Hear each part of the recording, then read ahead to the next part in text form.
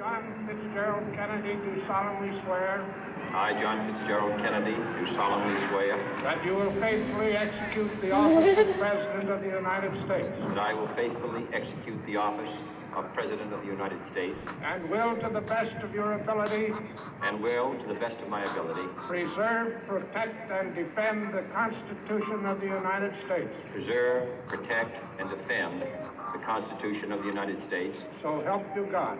So help me God. You came into my life with no omen, like a flash of light.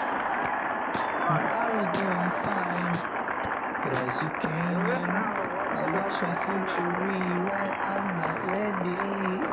I'm not ready. I was so steady on my feet, but now in the air.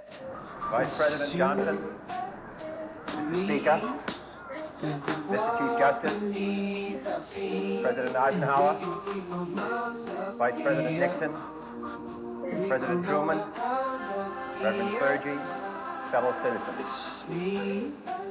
We observe today not a victory of parties, but a celebration of freedom, symbolizing an end as well as a beginning, signifying renewal as well as change.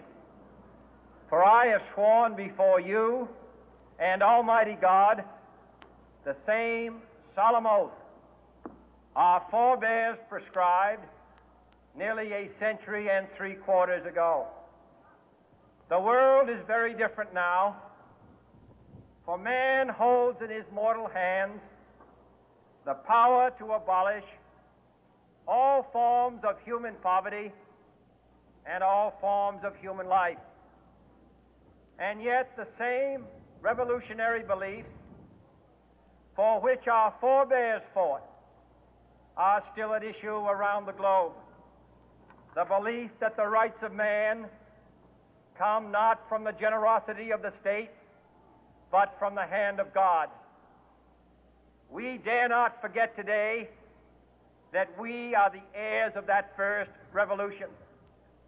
Let the word go forth from this time and place to friend and foe alike that the torch has been passed to a new generation of Americans born in this century, tempered by war, disciplined by a hard and bitter peace, proud of our ancient heritage, and unwilling to witness or permit the slow undoing of those human rights to which this nation has always been committed and to which we are committed today at home and around the world.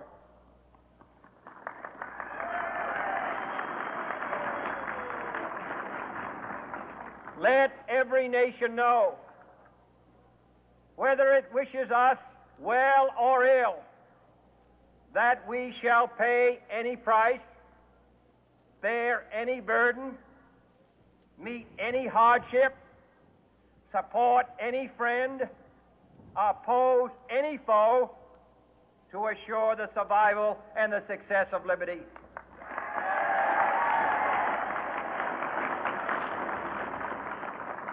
This much we pledge and more.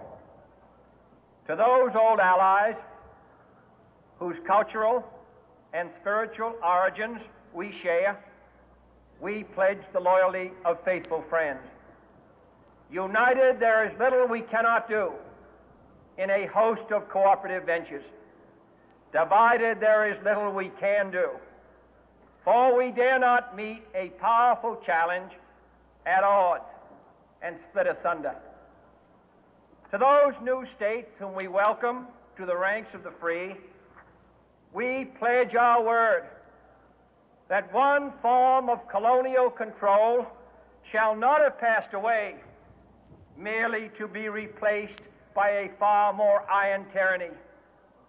We shall not always expect to find them supporting our view, but we shall always hope to find them strongly supporting their own freedom, and to remember that in the past, those who foolishly sought power by riding the back of the tiger ended up inside.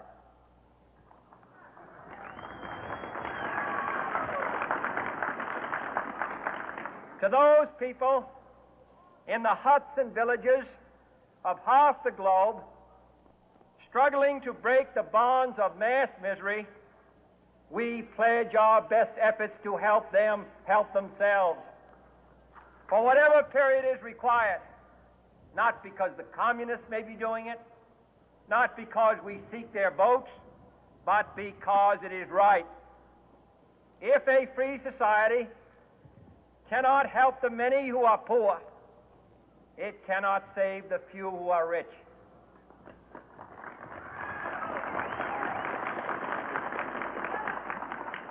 To our sister republics south of our border, we offer a special pledge to convert our good words into good deeds, in a new alliance for progress, to assist free men and free governments in casting off the chains of poverty. But this peaceful revolution of hope cannot become the prey of hostile powers. Let all our neighbors know that we shall join with them to oppose aggression or subversion anywhere in the Americas. And let every other power know that this hemisphere intends to remain the master of its own house.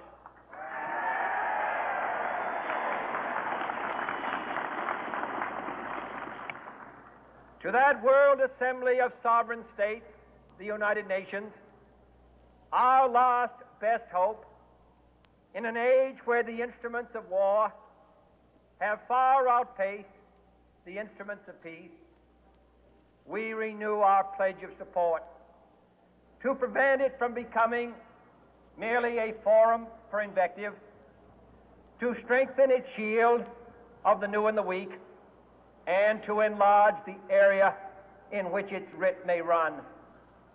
Finally, to those nations who would make themselves our adversary, we offer not a pledge, but a request that both sides begin anew the quest for peace. Before the dark powers of destruction, unleashed by science, engulf all humanity in planned or accidental self-destruction, we dare not tempt them with weakness, for only when our arms are sufficient beyond doubt can we be certain beyond doubt that they will never be employed. But neither can two great and powerful groups of nations take comfort from our present course, both sides overburdened by the cost of modern weapons, both rightly alarmed by the steady spread of the deadly atom, yet both racing to alter that uncertain balance of terror that stays the hand of mankind's final war. So let us begin anew, remembering on both sides that civility is not a sign of weakness, and sincerity is always subject to proof. Let us never negotiate out of fear, but let us never fear to negotiate.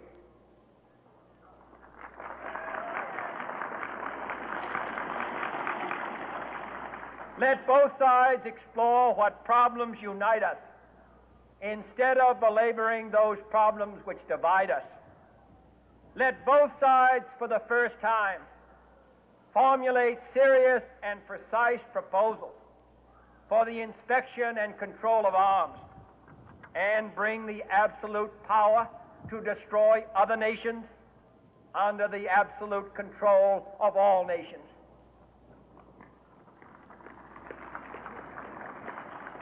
Let both sides seek to invoke the wonders of science instead of its terrors.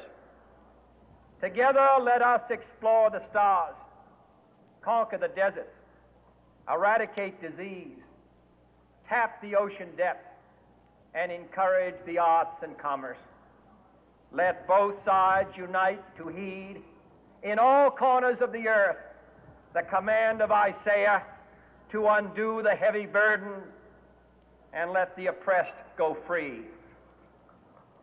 And if a beachhead of cooperation may push back the jungle of suspicion, let both sides join in creating a new endeavor, not a new balance of power, but a new world of law, where the strong are just and the weak secure and the peace preserved. All this will not be finished in the first 100 days, nor will it be finished in the first 1,000 days, nor in the life of this administration, nor even perhaps in our lifetime on this planet. But let us begin.